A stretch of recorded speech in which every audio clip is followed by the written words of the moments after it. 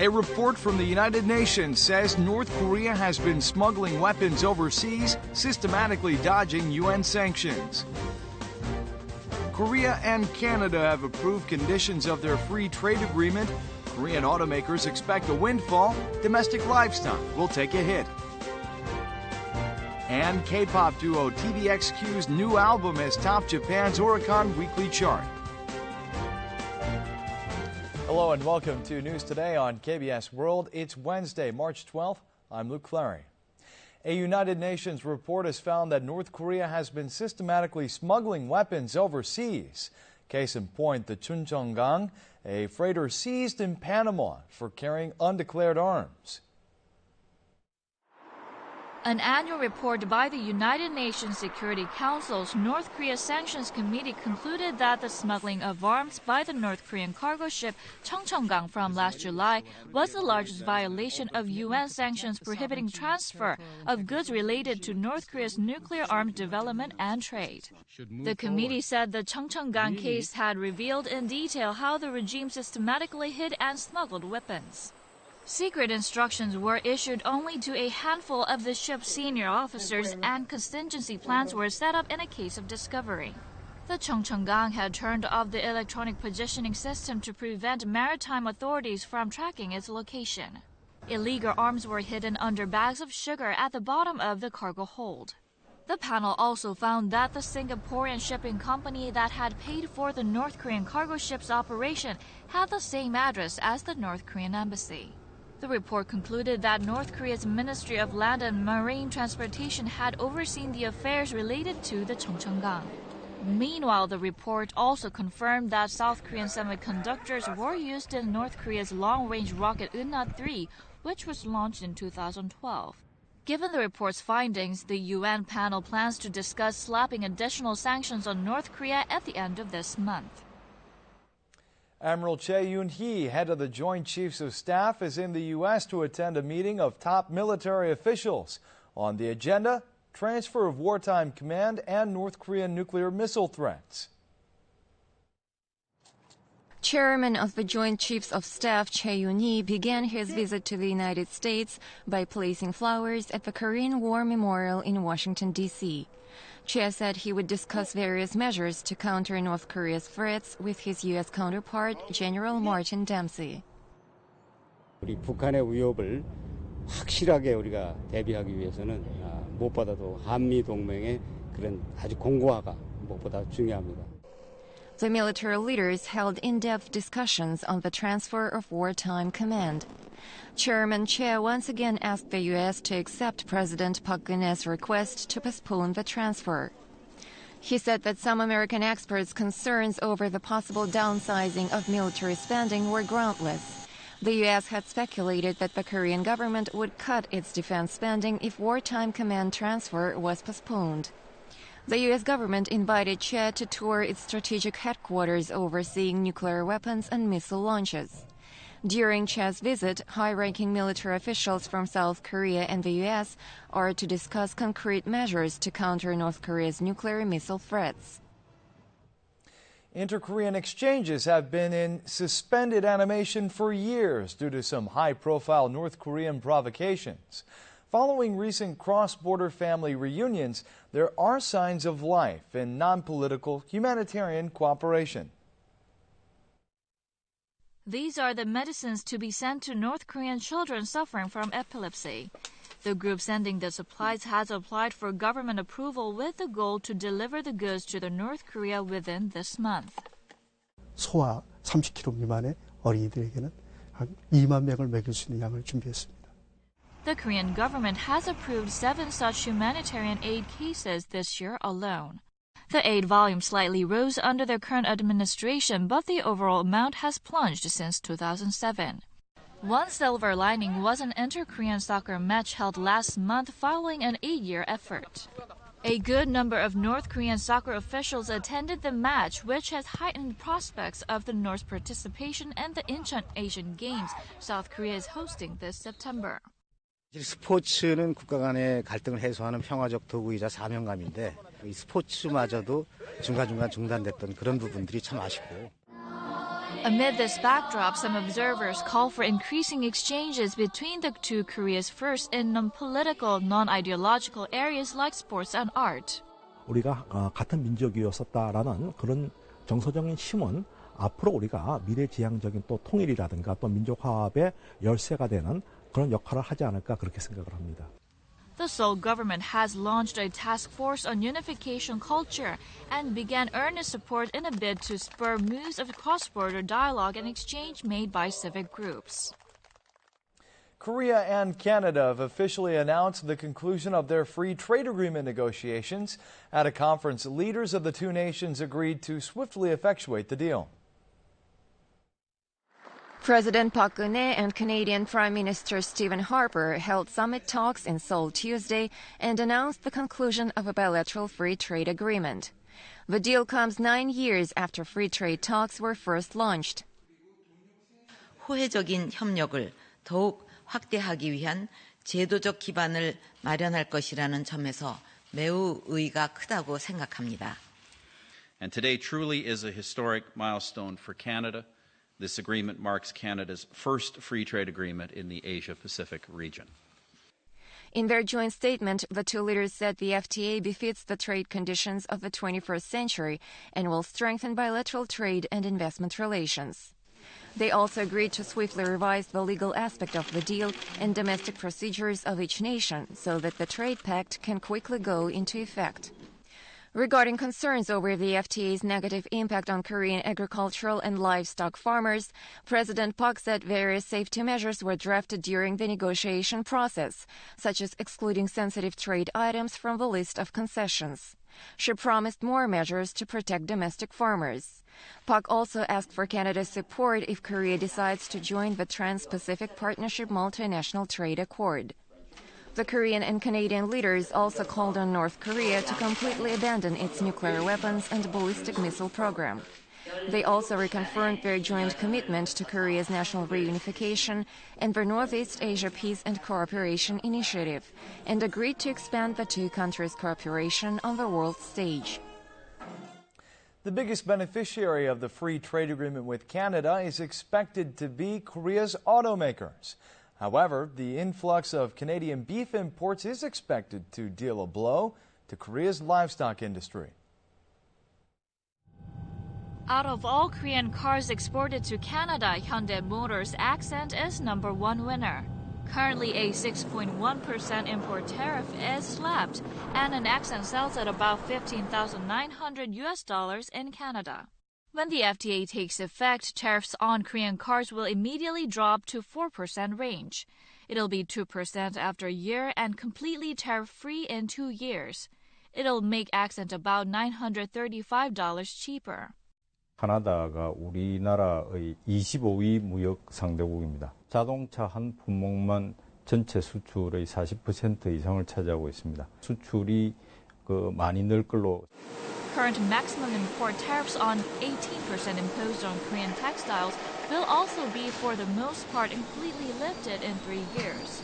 Similar to the Korea-Australia FTA, Korean government made concessions in opening its livestock market. Tariff will be gradually lifted on Canadian beef imports. They will be tariff-free after 15 years. 한미 FTA 발효 이후에 소가 폭락이 일어났고 호주, 캐나다까지 소고기가 이제 물밀듯이 들어온다면은 한미 FTA 이후보다 더 많은 피해가 예상이 됩니다. Canadian products such as padding jumpers and salmons that are more recognized among Korean consumers will also see tariffs lifted immediately upon the effectuation of the free trade agreement. A recent survey has found that the Chinese think very favorably of South Korea. Here are some thoughts from the Chinese on Korean icons and signature products. The Korea International Trade Association asked some 260 Chinese living in Korea and abroad about the first thing that pops into their minds when thinking about Korea. The answer given by 1 out of 3 respondents was Korea's rapid growth. It was followed by amazing with an 18% response rate and high cultural level at 9%. As for Korea's most iconic item, 37% of the respondents picked kimchi. Korean movies came in second at 25%, and taekwondo third. The results of the poll show that the popularity of Korean culture had greatly influenced the way Chinese view Korea. 73% of the respondents said that TV shows had the greatest influence in shaping their perception of Korea. Surprisingly enough, cosmetics topped the list of the best-known signature Korean products, overtaking mobile phones, household appliances, and automobiles. This shows that Chinese consumers learn about Korean cosmetic brands through advertisements featuring Korean celebrities who are also popular in China. The Korea International Trade Association says the high quality of Korean products should be publicized more widely through TV shows. Some Japanese leaders have drawn international criticism for their revisionist views on colonial rule of the Korean Peninsula. A recent exhibition sheds light on how Imperial Japan planted Shinto shrines across the nation during that era. The Japanese colonial government used Gunsan in North Jeolla province as a base to ship out rice seized from Korean farmers. A Japanese Shinto shrine was at the foot of Mount Wolmyeong, overlooking the downtown area of the poor city. Japan built a shrine inside a school to brainwash and incite students to fight in the war. Some 100 photos of Japanese shrine in Korea are on display. 그 당시에 그 참상, 침탈 자료들을 공개해서 보여줌으로써 역사 인식을 새롭게 하는 계기를 마련하고자. Visitors to the exhibition are urging in unison Japan to reflect on its past wrongdoings. 이런 게 다 사진으로 남아 있고 영상으로도 이렇게 남아 있는데 이렇게 모르쇠로 하는 거는 일본 정부가 너무 무시하고 그런 게 있는 것 같아요. Most of them were dismantled or burnt down after Korea's independence from Japan.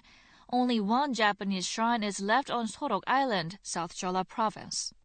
Japan built Shinto shrines in good size across Korea upon a policy of Japanizing Korean people. This exhibition is proving the sufferings Korea experienced under the rule of Japan. Veteran singer Kim Chu-ja will make a comeback with her first new album in 33 years. Meanwhile, K-pop duo TVXQ's new album is top Japan's Oricon weekly chart. This and more in entertainment.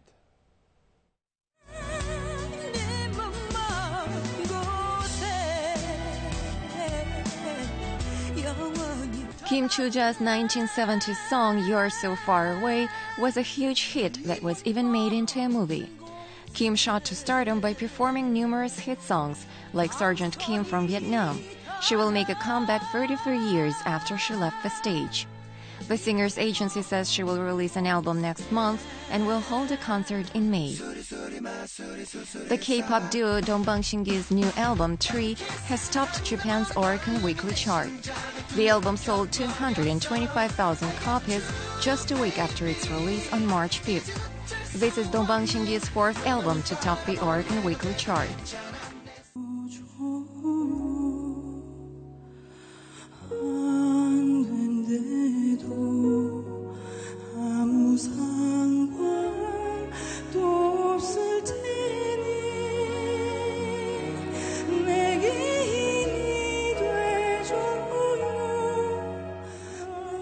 Singer Lee So-ra will release a new album for the first time in 6 years.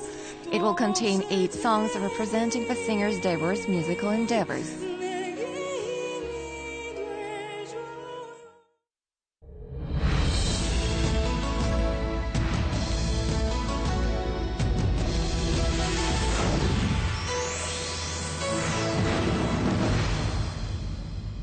One of the most endearing things a public figure can do is be seen enjoying local cuisine. U.S. Secretary of State John Kerry made headlines here when he was seen enjoying the popular Korean rice cake dish tteokbokki during his visit last month. This photo is creating buzz online. U.S. Secretary of State John Kerry is seen enjoying the popular Korean snack tteokbokki on a recent visit to Korea. Korean netizens showed keen interest in the news of a ranking foreign official enjoying the spicy seasoned rice cake dish. Was there anything special about the tteokbokki Secretary Kerry enjoyed? We visited the venue to find out. 어머니, 이거 김태리 강만이 떡볶이 먹고 간 데 맞아요? 맞아요. 여기 사진도 있잖아요. There's even a photo hanging on the wall. The tteokbokki served here is white. 이거는 기름 떡볶이라고 다른 데는 없어. 여기밖에 없어. It's called oil tteokbokki as it's sautéed in oil and seasoned with soy sauce. It's not spicy, so it appeals to foreign customers. 워킹 홀리데이 때문에 여기 왔어.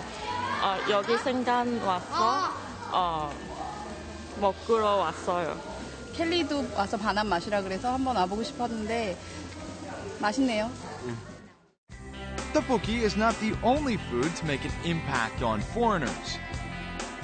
This restaurant in the southern port city, Busan, specializes in seafood dishes. A plate full of spicy-looking boiled seafood is served. 3 years ago, another foreign dignitary hailed the food here at this restaurant. A surprise visit was made by former U.S. Ambassador to Korea, Kathleen Stevens. 다 드시고 맛있다고 막 그래갖고 사인도 해주시고 본인이 같이 사진도 같이 찍고 제가 그래서 인터넷으로 보내주더라고요 그 사진을요. It's a bit spicy, but looking so scrumptious, there's little wonder foreigners are drawn to it. 해물이 살아있으니까 싱싱하고 맛있는 것 같아요. The Insadong area in capital Seoul is a must-see for foreign visitors. Hollywood stars have even visited this hotteok place where there's always a very long line. Hotteok is another popular Korean street food, pancakes with a brown sugar filling inside. 위더 스푼이라고. 신기는 했죠. 뒤로 알게 돼서 좀 황당하기도 했고. 굉장히 수수하게 왔어요, 그냥. 동네 집 앞에 마실 나가는 분위기로 편하게. 화장도 전혀 안 하고. In February 2012, the actress visited Insadong while she was promoting her film in Korea. She heard Insadong had a traditional feel in the heart of metropolitan Seoul. She reportedly tasted hotteok and walnut bread and loved them both. 쫄깃쫄깃하고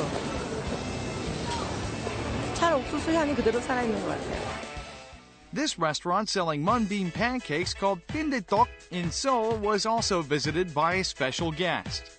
얼마 전에 굉장히 유명하신 분이 왔다 가셨어요.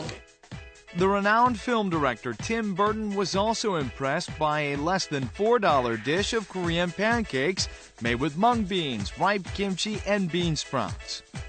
우리가 같이 먹는 걸 팀 버튼 감독도 맛있다고 먹는다 그러니까 역시 입맛은 똑같구나. So affordable, uniquely Korean, and super delicious. Foreign personalities seem to be enamored by Korean street food. Regardless of nationality and social status, our taste buds don't lie, and we all love good food. And now we'll take a look at the markets, followed by the world's weather.